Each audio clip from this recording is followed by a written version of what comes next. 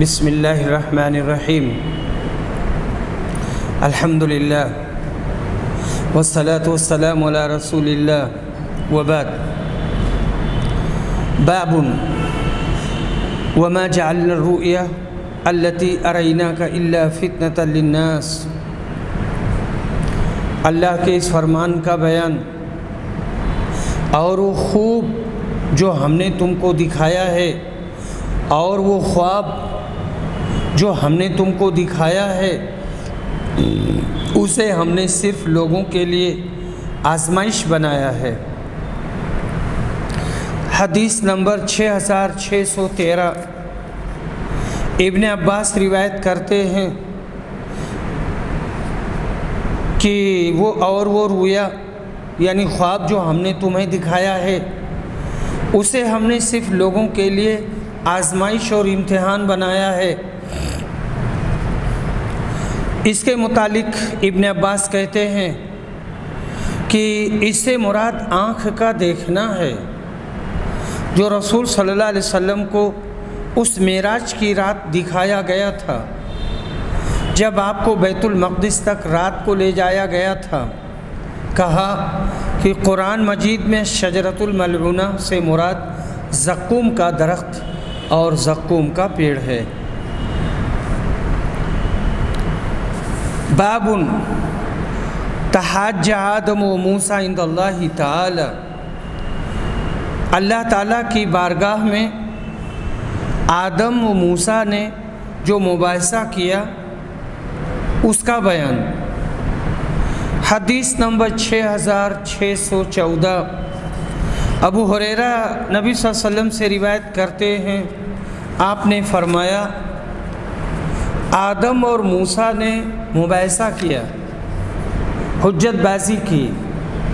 موسیٰ نے آدم سے کہا آدم آپ ہمارے باپ ہیں مگر آپ ہی نے ہمیں محروم کیا اور جنت سے نکلوا دیا۔ آدم علیہ السلام نے موسیٰ سے کہا موسیٰ آپ کو اللہ نے ہم کلامی کے لیے برگزیدہ کیا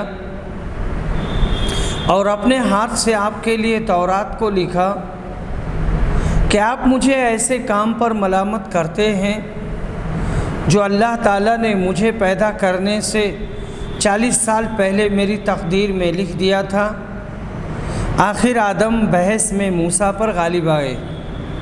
3 مرتبہ نبی صلی اللہ علیہ وسلم نے یہ جملہ بیان فرمایا، متفق علیہ۔ ظاہر یہی ہے کہ یہ بحث اسی وقت ہوئی جب حضرت موسیٰ دنیا میں تھے۔ بعض نے کہا کہ قیامت کے دن یہ بحث ہوگی۔ امام بخاری نے عند اللہ کہہ کر یہی اشارہ کیا ہے۔ ابو داؤد کی روایت میں ہے کہ حضرت ابو موسیٰ نے اللہ سے درخواست کی، اے رب ہم کو آدم دکھلا جس نے ہم کو جنت سے نکالا۔ اس پر یہ ملاقات ہوئی۔ آدم علیہ السلام تقدیر کا حوالہ دے کر غالب ہوئے، یہی کتاب القدر سے مناسبت ہے۔ باب لا مانع لما آتى اللہ، جسے اللہ دے اسے کوئی روکنے والا نہیں۔ حدیث نمبر 6615 مغیرہ بن شعبہ کے غلام وراد روایت کرتے ہیں کہ معاویہ نے مغیرہ بن شعبہ کو لکھا، مجھے رسول صلی اللہ علیہ وسلم کی وہ دعا لکھ کر بھیجو جو تم نے رسول اکرم کو نماز کے بعد کرتے سنی ہے، یعنی نماز کے بعد پڑھتے سنی ہے۔ چنانچہ مغیرہ نے مجھ کو لکھوایا۔ انہوں نے کہا کہ میں نے نبی صلی اللہ علیہ وسلم سے سنا ہے آپ ہر نماز کے بعد یہ دعا کیا کرتے تھے، لا الہ الا اللہ وحدہ لا شریک لہ اللہم لا مانع لما آتیت ولا معطی لما منعت ولا ينفع ذا الجد منک الجد۔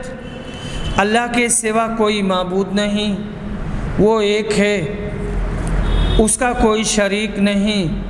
اے اللہ جو تو دینا چاہے اسے کوئی روکنے والا نہیں، اور جو تو روکنا چاہے اسے کوئی دینے والا نہیں، اور تیرے سامنے دولت والے کی دولت کچھ کام نہیں دے سکتی۔ پھر اس کے بعد اور ابن جریج نے کہا مجھے عبدہ نے خبر دی اور انہیں وراد نے۔ پھر اس کے بعد میں معاویہ کے ہاں گیا تو میں نے دیکھا کہ وہ لوگوں کو اس دعا کے پڑھنے کا حکم دے رہے تھے۔ باب من تعوذ باللہ من درک الشقاء وسوء القضاء، بدقسمتی اور بدنصیبی سے اللہ کی پناہ مانگنا اور برے خاتمہ سے، اور اللہ کے اس فرمان کا بیان قل اعوذ برب الفلق من شر ما خلق، کہہ دو میں صبح کی روشنی کے رب کی پناہ مانگتا ہوں اس کی مخلوقات کی بدی سے اور ان کی برائی سے۔ حدیث نمبر 6616، ابو ہریرہ روایت کرتے ہیں کہ نبی صلی اللہ علیہ وسلم نے فرمایا اللہ سے پناہ مانگو، اللہ سے پناہ مانگا کرو آزمائش کی مشقت، بدبختی کی پستی، برے خاتمے اور دشمن کے ہنسنے سے دشمن کو کوئی تکلیف پہنچی اور اس کے بعد میں ہم اس پر ہنستے ہیں تو یہ صحیح نہیں ہے۔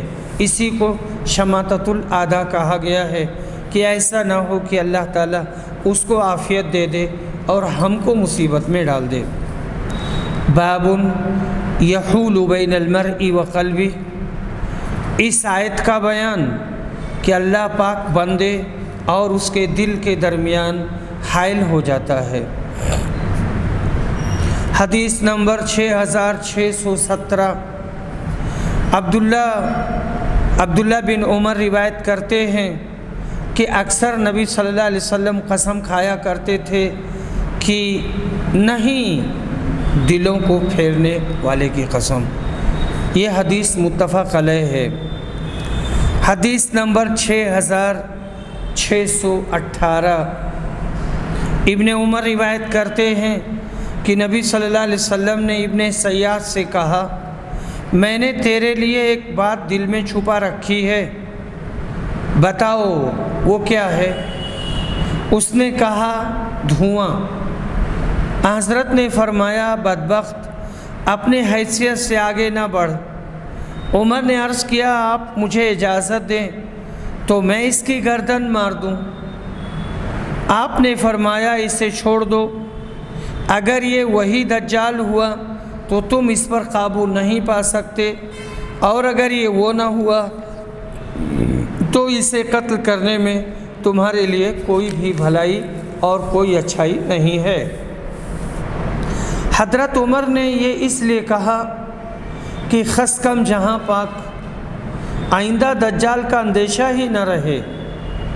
اس حدیث کی مناسبت کتاب القدر سے یوں ہے کہ نبی اکرم نے فرمایا اگر وہ دجال ہے تب تو تم اسے مار ہی نہ سکو گے، کیونکہ اللہ نے تقدیر یوں لکھی ہے کہ وہ قیامت کے قریب نکلے گا اور لوگوں کو گمراہ کرے گا، حضرت عیسیٰ علیہ السلام کے ہاتھ سے قتل ہوگا، تقدیر کے خلاف نہیں ہو سکتا۔ حقیقت یہ ہے کہ دجال کے لفظی معنی کے لحاظ سے ابن سیاد بھی دجالوں کی فہرست ہی کا ایک فرد تھا۔ اس کے سارے کاموں میں دجل اور فریب کا پورا دخل تھا۔ ایسے لوگ امت میں بہت ہوئے ہیں اور آج بھی موجود ہیں اور آئندہ بھی ہوتے رہیں گے۔ باب قل لن یصیبنا الا ما کتب اللہ لنا، اللہ کے اس فرمان کا بیان اے پیغمبر کہہ دو ہمیں صرف وہی پیش آئے گا جو اللہ نے ہمارے لیے لکھ دیا ہے۔ اور مجاہد نے بفاتنین کی تفسیر میں کہا تم کسی کو گمراہ نہیں کر سکتے مگر اسے جس کی قسمت میں اللہ نے دوزخ لکھ دی ہے۔ اور مجاہد نے والذی فقدر فہدی کی تفسیر میں کہا کہ جس نے نیک بختی اور بدبختی سب تقدیر میں لکھ دی، اور جس نے جانوروں کو ان کی چراگاہ بتائی۔ یہ ساری چیزیں مقدر ہیں اور ساری چیزیں جانتے ہیں۔ حدیث نمبر 6619 عائشہ رضی اللہ عنہا روایت کرتی ہیں کہ نبی صلی اللہ علیہ وسلم سے طاعون کے متعلق پوچھا تو آپ نے فرمایا یہ عذاب تھا، اور اللہ جس پر چاہتا ہے اسے اس پر عذاب بھیجتا ہے، پھر اللہ تعالیٰ نے اسے مومنوں کے لیے رحمت بنا دیا۔ کوئی بھی بندہ اگر کسی ایسے شہر میں ہے جس میں طاعون کی وبا پھوٹی ہوئی ہے اور وہ اس میں ٹھہرا ہے اور اس شخص سے بھاگا نہیں، صبر کیے ہوئے ہے، یعنی اس شہر سے بھاگا نہیں، وہیں رکا ہوا ہے اور صبر کر رہا ہے اور اس پر اجر کا امیدوار ہے اور یقین رکھتا ہے کہ اس تک صرف وہی چیز پہنچ سکتی ہے جو اللہ نے اس کی تقدیر میں لکھ دی ہے، تو اسے شہید کے برابر ثواب ملے گا۔ باب قولہ وما كنا لنهتدي لولا ان هدانا اللہ کے اس فرمان کا بیان، وما كنا لنهتدي، اور ہم ہدایت پانے والے نہیں تھے اگر اللہ نے ہمیں ہدایت نہ کی ہوتی۔ اور آگے آیت ہے کہ اگر اللہ نے مجھے ہدایت کی ہوتی تو میں متقیوں میں سے ہوتا۔ ان آیتوں کو لا کر امام بخاری نے معتزلہ اور قدریہ کے مذہب کا رد کیا ہے، کیونکہ ان آیات سے صاف ظاہر ہوتا ہے کہ ہدایت اور گمراہی دونوں اللہ کی طرف سے ہیں۔ امام ابو منصور نے کہا معتزلہ سے تو کافر ہی بہتر ہوگا جو آخرت میں یوں کہے گا لو ان اللہ ہدانی لکنت من المتقین۔ حدیث نمبر 6620 برا بن عازب روایت کرتے ہیں کہ میں نے غزوہ خندق کے دن رسول اللہ صلی اللہ علیہ وسلم کو دیکھا کہ آپ ہمارے ساتھ مٹی اٹھا رہے تھے اور یہ کہتے جاتے تھے واللہ اگر اللہ نہ ہوتا تو ہم ہدایت نہ پا سکتے، نہ روزہ رکھتے اور نہ نماز پڑھتے، اس لیے اے اللہ ہم پر سکون نازل کر، اور جب آمنا سامنا ہو تو ہمیں ثابت قدم رکھ، یعنی دشمنوں سے جب مٹ بھیڑ ہو۔ اور مشرکین نے ہم پر زیادتی کی ہے، جب وہ کسی فتنے کا ارادہ کرتے ہیں تو ہم انکار کر دیتے ہیں اور کہتے ہیں کہ ہم اسے قبول نہیں کریں گے۔ بسم اللہ الرحمن الرحیم۔ کتاب الایمان والنذور، قسموں اور نذروں کا بیان۔ نذر کہتے ہیں ایجاب و ما لا یجب، جو چیز واجب نہیں تھی اس کو واجب کر لینا۔ باب قول اللہ، اللہ تعالیٰ کے اس فرمان کا بیان، لا یؤاخذکم اللہ باللغو فی ایمانکم ولکن یؤاخذکم بما عقدتم الایمان فکفارته اطعام 10 مساکین من اوسط ما تطعمون اہلیکم او کسوتهم او تحریر رقبہ فمن لم یجد فالصیام 3 ایام ذلک کفارۃ ایمانکم اذا حلفتم واحفظوا ایمانکم كذلك يبين الله لكم آیاته لعلکم تشکرون۔ سورہ مائدہ آیت نمبر 89۔ اللہ تعالیٰ لغو قسموں پر تم کو نہیں پکڑے گا، البتہ ان قسموں پر تمہاری گرفت کرے گا جنہیں تم پکے طور پر کھاؤ، پس اس کا کفارہ 10 مسکینوں کو معمولی کھانا کھلانا ہے، یہاں اوسط کھانا کھلانا ہے، اس اوسط کھانے کے مطابق جو تم اپنے گھر والوں کو کھلاتے ہو، یا ان کو کپڑا پہنانا یا ایک غلام آزاد کرنا۔ پس جو شخص یہ چیزیں نہ پائے تو اس کے لیے 3 دن کے روزے رکھنا ہے، یہ تمہاری قسموں کا کفارہ ہے جس وقت تم قسم کھاؤ، اور اپنی قسموں کی حفاظت کرو۔ اسی طرح اللہ اپنے حکموں کو کھول کر بیان کرتا ہے تاکہ تم شکریہ ادا کرو۔ حدیث نمبر 6621، عائشہ رضی اللہ عنہا روایت کرتی ہیں کہ ابوبکر کبھی اپنی قسم نہیں توڑتے تھے، یہاں تک کہ اللہ تعالیٰ نے قسم کا کفارہ اتارا۔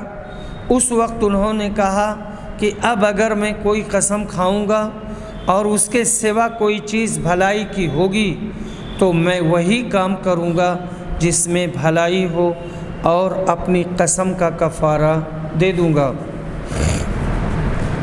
حدیث نمبر 6622، عبد الرحمن بن سمرہ روایت کرتے ہیں، کہتے ہیں کہ نبی صلی اللہ علیہ وسلم نے فرمایا، اے عبد الرحمن بن سمرہ، کبھی کسی حکومت کے عہدہ کی درخواست نہ کرنا، کیونکہ اگر تمہیں یہ مانگنے کے بعد ملے گا تو اللہ پاک اپنی مدد تجھ سے اٹھا لے گا کہ تو جان تیرا کام جانے، اور اگر وہ عہدہ تمہیں بغیر مانگے مل گیا تو اس میں اللہ کی طرف سے تمہاری اعانت کی جائے گی، اور جب تم کوئی قسم کھا لو اور اس کے سوا کسی اور چیز میں بھلائی دیکھو تو اپنی قسم کا کفارہ دے دو اور وہ کام کرو جو بھلائی کا ہو۔ متفق علیہ۔ حدیث نمبر 6623، ابو بردہ روایت کرتے ہیں اپنے والد سے کہ میں اشعری قبیلہ کی ایک جماعت کے ساتھ رسول اللہ صلی اللہ علیہ وسلم کی خدمت میں حاضر ہوا اور آپ سے سواری مانگی۔ آپ نے فرمایا، واللہ میں تمہارے لیے سواری کا انتظام نہیں کر سکتا اور نہ میرے پاس کوئی سواری کا جانور ہے۔ بیان کیا، پھر جتنے دنوں اللہ نے چاہا ہم یوں ہی ٹھہرے رہے۔ اس کے بعد 3 اچھی قسم کی اونٹنیاں لائی گئیں اور آپ نے انہیں ہمیں سواری کے لیے عنایت فرمایا۔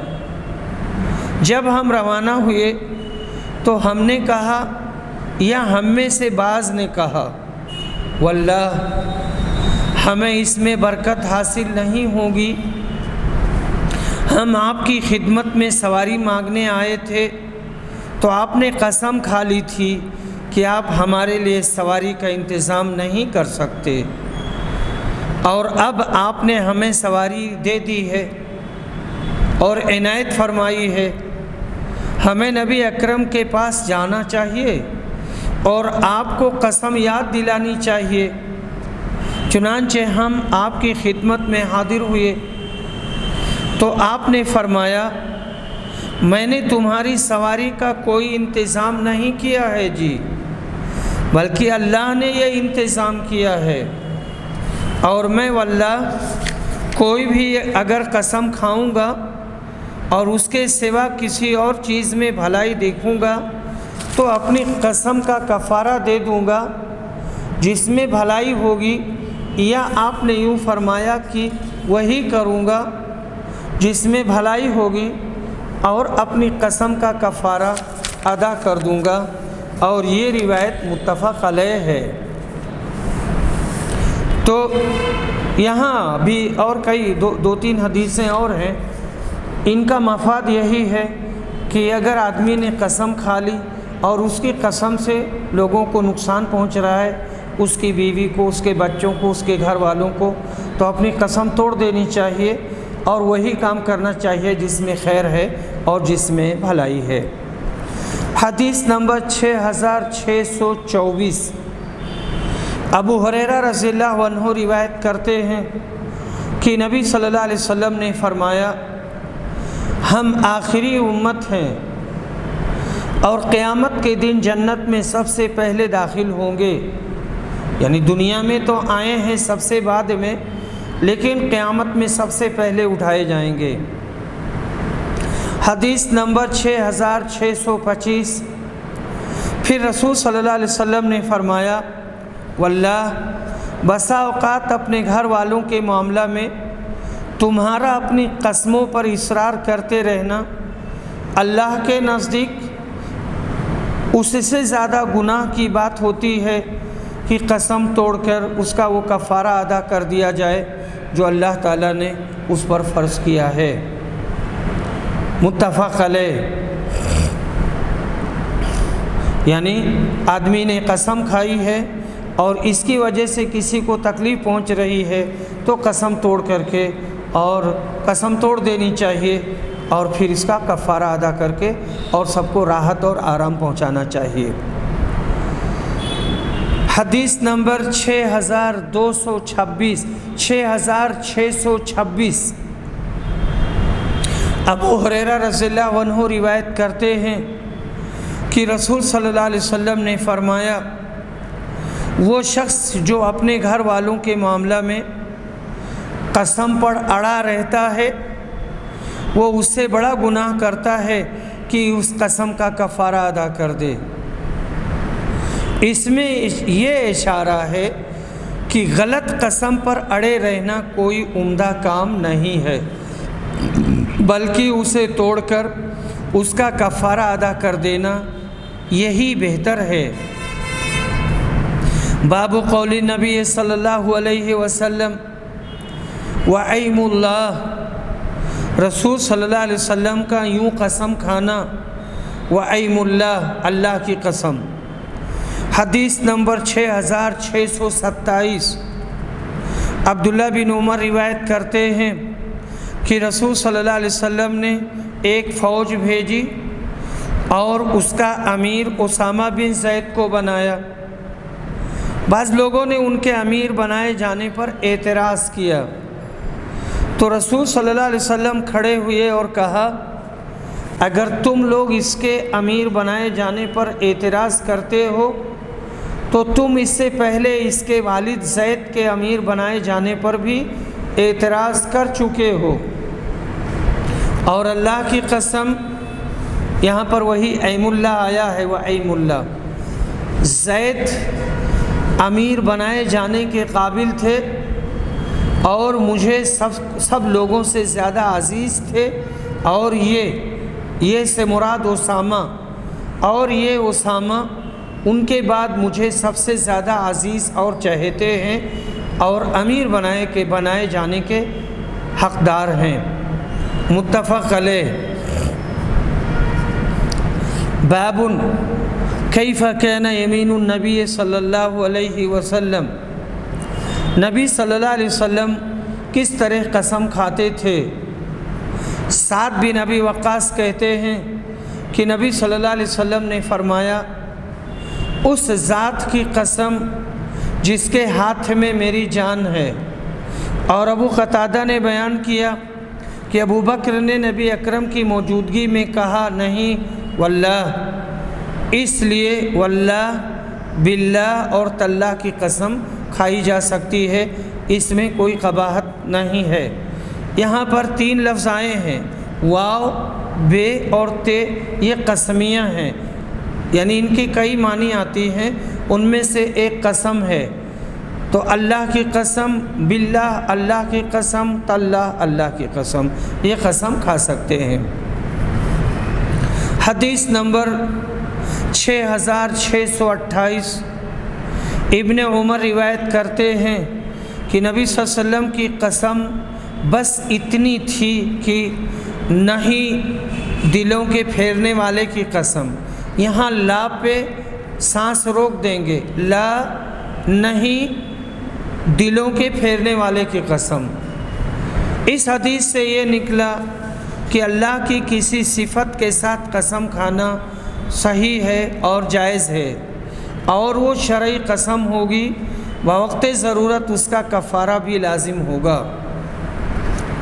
حدیث نمبر 6629،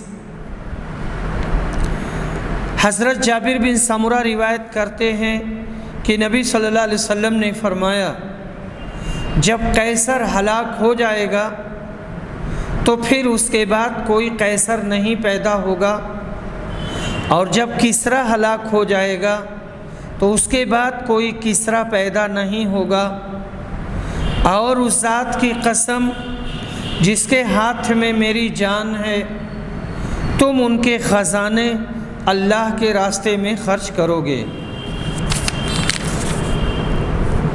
حدیث نمبر 6630، ابو ہریرہ روایت کرتے ہیں کہ رسول صلی اللہ علیہ وسلم نے فرمایا، جب کسریٰ ہلاک ہو جائے گا تو اس کے بعد کوئی کسریٰ نہیں پیدا ہوگا، ایران کا بادشاہ، یہ اس کا لقب ہے، اور جب قیصر ہلاک ہو جائے گا تو اس کے بعد کوئی قیصر نہیں پیدا ہوگا، یہ روم کا بادشاہ ہے، روم کے بادشاہوں کا لقب قیصر ہوا کرتا ہے، اس زمانے میں ہوا کرتا تھا، اور اس ذات کی قسم جس کے ہاتھ میں میری جان ہے، تم ان کے خزانے اللہ کے راستے میں خرچ کرو گے۔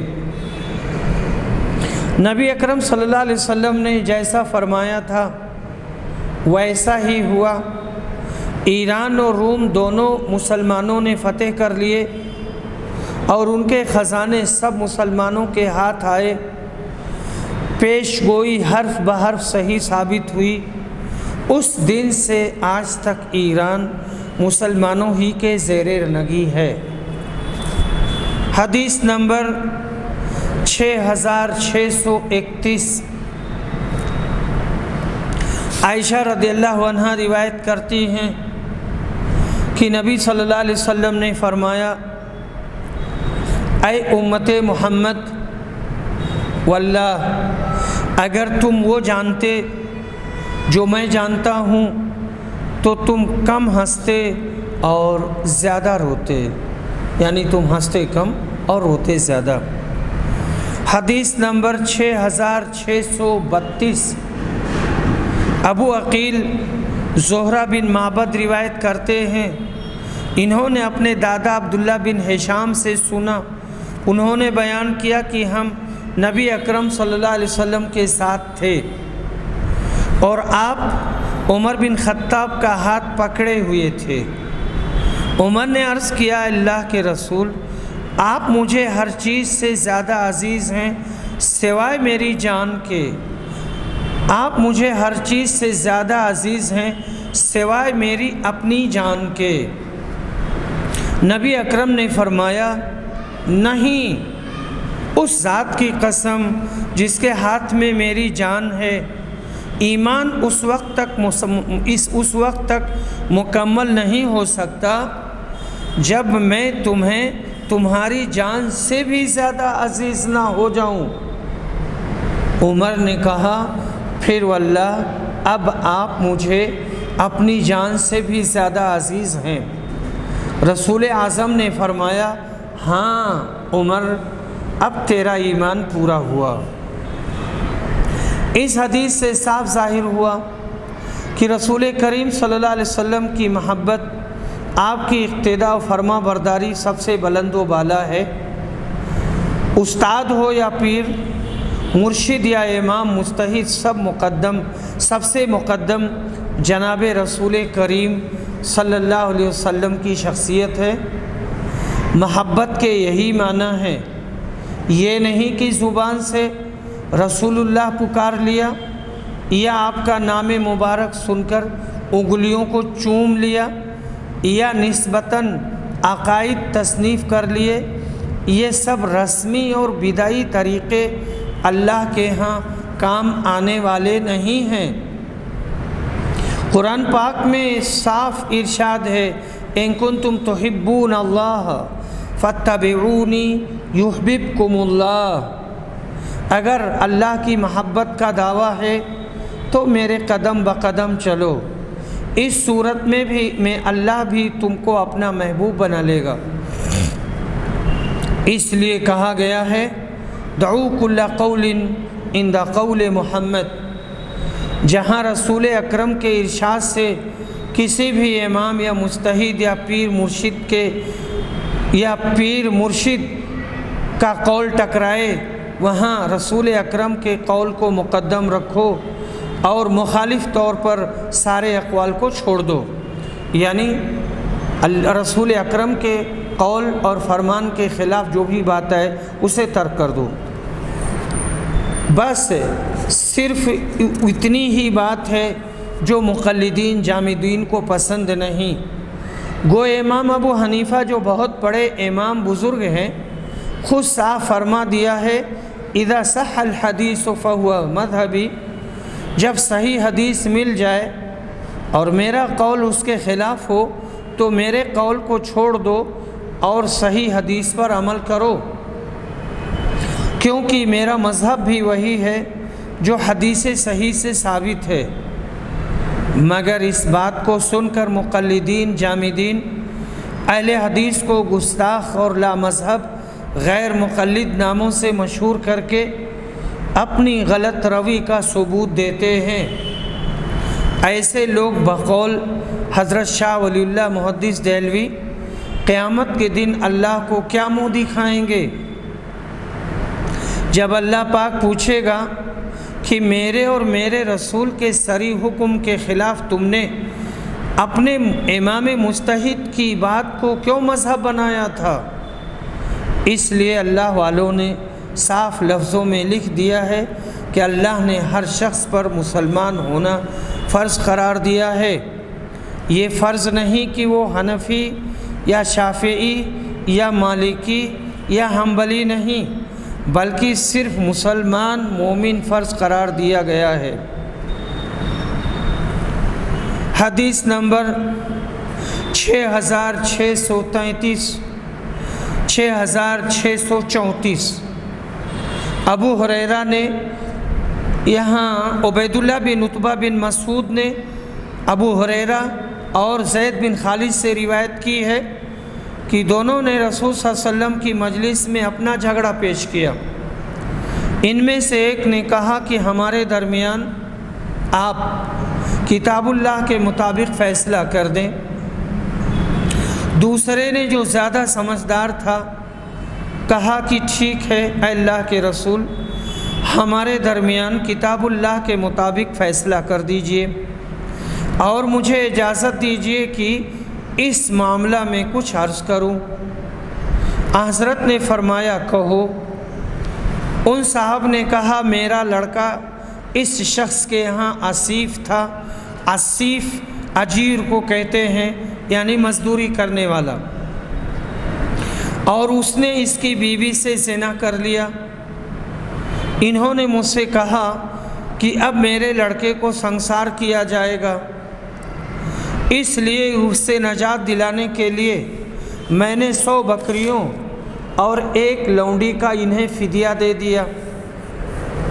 پھر میں نے دوسرے علم والوں سے اس مسئلہ کو پوچھا تو انہوں نے بتایا کہ میرے لڑکے کی سزا یہ ہے کہ اسے 100 کوڑے لگائے جائیں اور 1 سال کے لیے شہر بدر کر دیا جائے۔ سنگساری کی سزا صرف اس عورت کو ہوگی۔ اس پر رسول صلی اللہ علیہ وسلم نے فرمایا اس ذات کی قسم جس کے ہاتھ میں میری جان ہے، میں تمہارا فیصلہ کتاب اللہ کے مطابق کروں گا۔ تمہاری بکریاں اور تمہاری لونڈی تمہیں واپس ہوں گی۔ اور پھر آپ نے اس کے لڑکے کو 100 کوڑے لگوانے اور 1 سال کے لیے جلا وطن کر دیا۔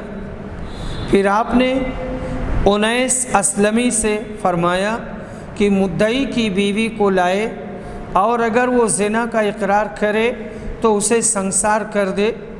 اس عورت نے زنا کا اقرار کر لیا اور وہ سنسار کر دی گئی۔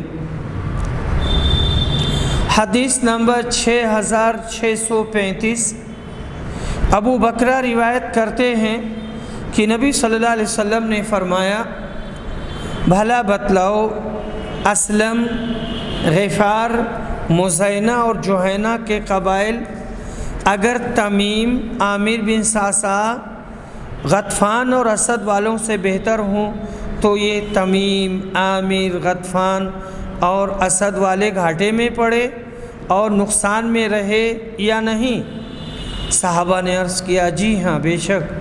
حضرت صلی اللہ علیہ وسلم نے اس پر پھر فرمایا، اس ذات کی قسم جس کے ہاتھ میں میری جان ہے، وہ ان سے بہتر ہیں، یعنی وہ پہلے جن قبائل کا ذکر ہوا ان سے بہتر ہیں، یعنی تمیم وغیرہ سے بہتر ہیں اور اچھے ہیں۔ حدیث نمبر 6636، ابو حمید ساعدی روایت کرتے ہیں کہ رسول صلی اللہ علیہ وسلم نے ایک عامل مقرر کیا۔ عامل اپنے کام پورے کر کے نبی صلی اللہ علیہ وسلم کی خدمت میں حاضر ہوا اور عرض کیا، اللہ کے رسول، یہ مال آپ کا ہے اور یہ مال مجھے تحفہ میں دیا گیا ہے۔ حضرت نے فرمایا، پھر تم اپنے ماں باپ کے گھر ہی میں کیوں نہیں بیٹھے رہتے اور پھر دیکھتے کہ تمہیں کوئی تحفہ دیتا ہے یا نہیں؟ اس کے بعد آپ صلی اللہ علیہ وسلم خطبہ کے لیے کھڑے ہوئے۔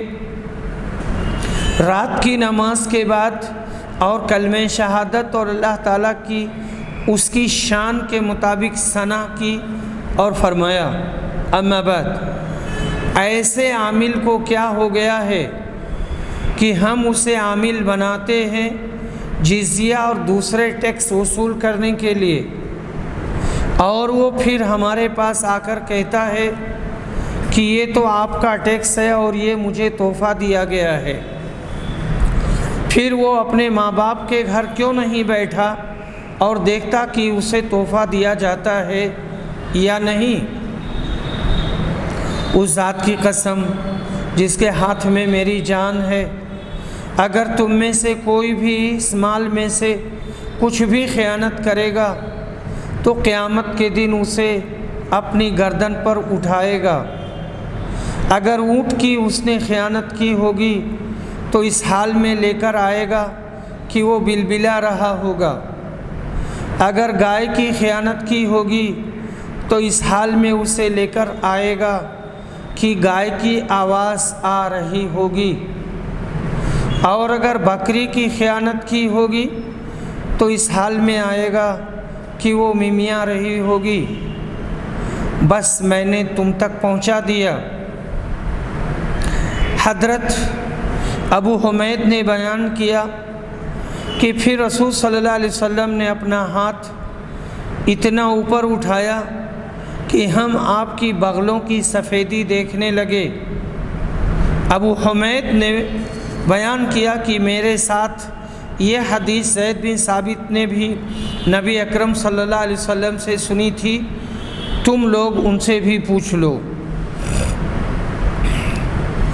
حدیث نمبر 6637، ابو ہریرہ روایت کہتے ہیں کہ رسول صلی اللہ علیہ وسلم نے فرمایا، اس ذات کی قسم جس کے ہاتھ میں میری جان ہے، اگر تم بھی آخرت کی وہ مشکلات جانتے جو میں جانتا ہوں تو تم زیادہ روتے اور ہنستے کم۔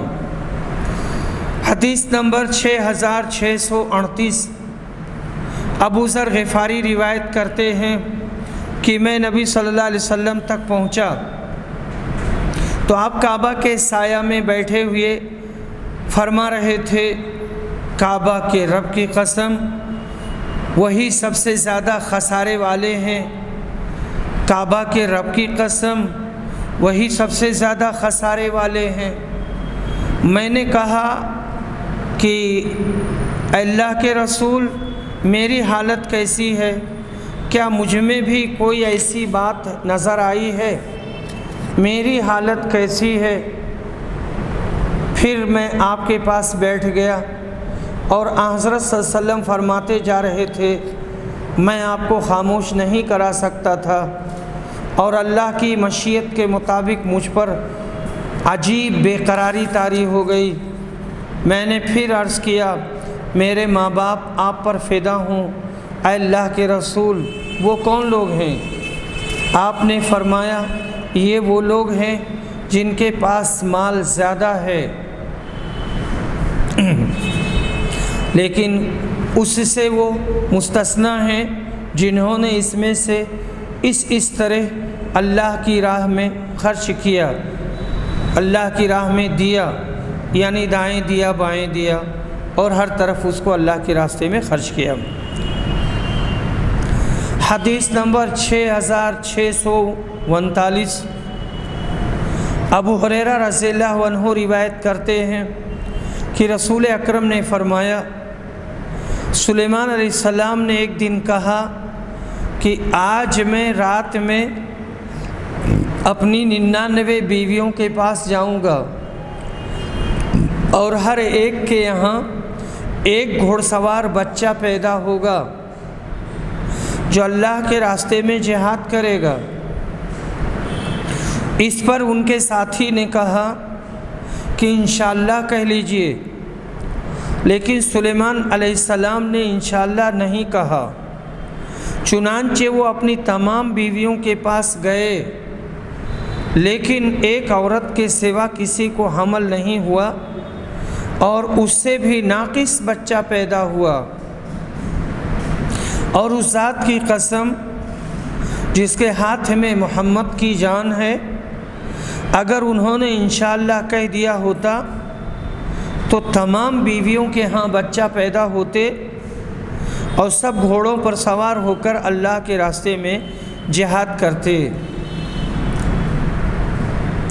حدیث نمبر 6640، براء ابن عازب روایت کرتے ہیں کہ نبی صلی اللہ علیہ وسلم کی خدمت میں ریشم کا ایک ٹکڑا ہدیہ کے طور پر آیا، تو لوگ اسے دست بدست اپنے ہاتھوں میں لینے لگے اور اس کی خوبصورتی اور نرمی پر حیرت کرنے لگے۔ رسول اللہ صلی اللہ علیہ وسلم نے اس پر فرمایا، تمہیں اس پر حیرت ہے؟ صحابہ نے عرض کیا، جی ہاں اے اللہ کے رسول۔ آپ نے فرمایا، اس ذات کی قسم جس کے ہاتھ میں میری جان ہے، 7 کے رومال جنت میں اس سے بھی اچھے ہیں۔ شعبہ اور اسرائیل نے ابو اسحاق سے اس ذات کی قسم جس کے ہاتھ میں میری جان ہے اس کا ذکر نہیں کیا ہے۔ حدیث نمبر 6641، عائشہ رضی اللہ عنہا روایت کرتی ہیں کہ ہند بنت عتبہ بن ربیعہ حضرت معاویہ کی ماں نے عرض کیا، اے اللہ کے رسول، ساری زمین پر جتنے ڈیرے والے ہیں، یعنی عرب لوگ جو اکثر ڈیروں اور خیموں میں رہا کرتے تھے، ان میں کسی کا ذلیل و خوار ہونا مجھے اتنا پسند نہیں تھا جتنا آپ کا۔ اب اس کے بعد میں آگے کہتے ہیں کہ یحییٰ بن بکیر راوی کو شک ہے کہ ڈیرے کا لفظ بصیغہ مفرد کہا یا بصیغہ جمع۔ اب کوئی ڈیرہ والا یا ڈیرے والے ان کو عزت اور آبرو حاصل ہونا مجھ کو آپ کے ڈیرے والوں سے زیادہ پسند نہیں ہے،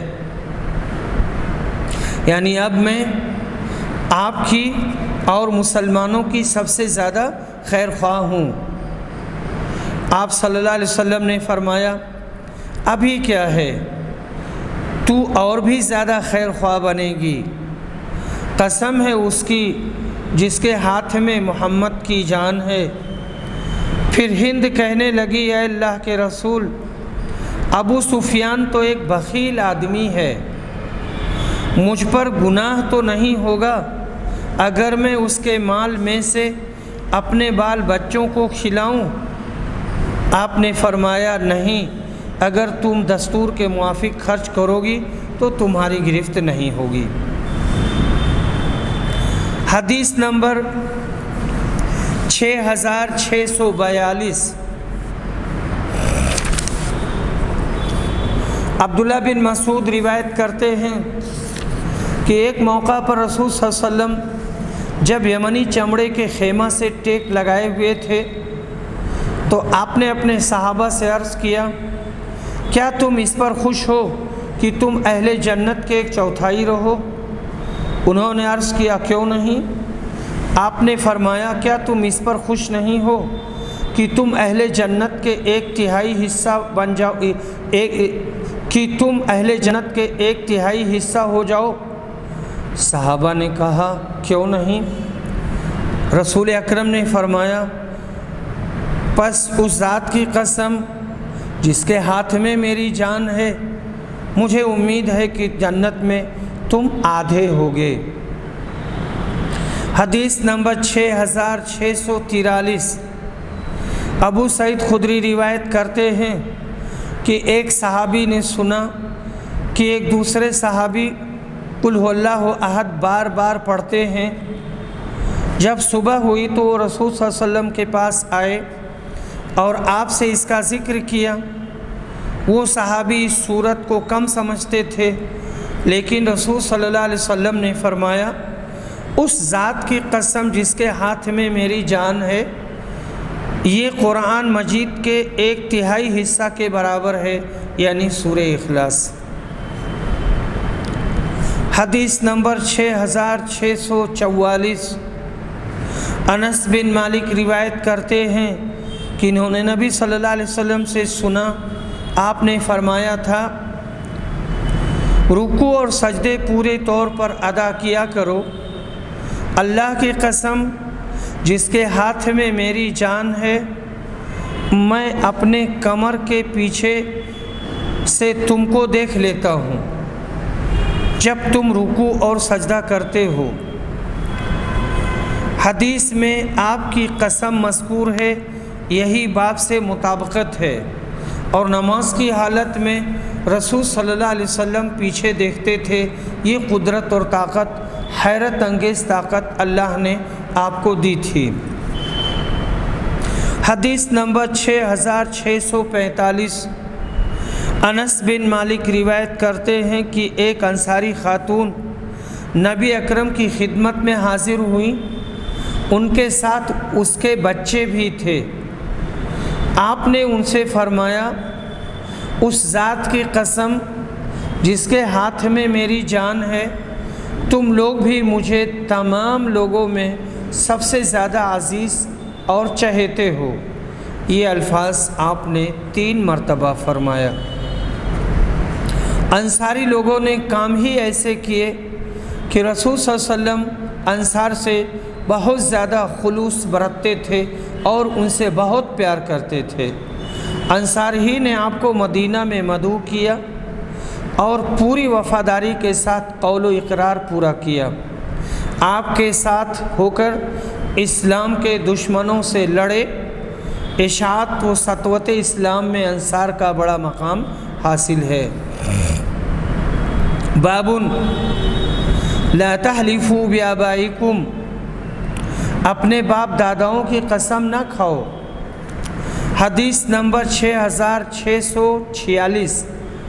عبداللہ بن عمر روایت کرتے ہیں کہ رسول کریم صلی اللہ علیہ وسلم عمر بن خطاب کے پاس آئے تو وہ سواروں کی ایک جماعت کے ساتھ چل رہے تھے اور اپنے باپ کی قسم کھا رہے تھے۔ حضرت نے فرمایا، خبردار، اللہ تعالیٰ نے تمہیں باپ داداؤں کی قسم کھانے سے منع کیا ہے۔ جسے قسم کھانی ہے اسے چاہیے کہ اللہ ہی کی قسم کھائے، ورنہ چپ رہے۔ یہاں پر قوسین میں ہے بشرط صدق، یعنی اگر قسم سچی ہے تو پھر اس قسم کو کھائے۔ حضرت عمر بن خطاب امیر المومنین کا لقب فاروق اور کنیت ابو حفصہ ہے۔ نسبتاً وہ عدوی اور قریشی ہیں۔ انہوں نے 6 نبوی میں اسلام قبول کیا، اور بعض لوگوں نے لکھا ہے کہ نبوت کے 5ویں سال اسلام قبول کیا، جبکہ 40 مرد اور 11 عورتیں مسلمان ہو چکی تھیں۔ وآخر دعوانا ان الحمد للہ رب العالمین.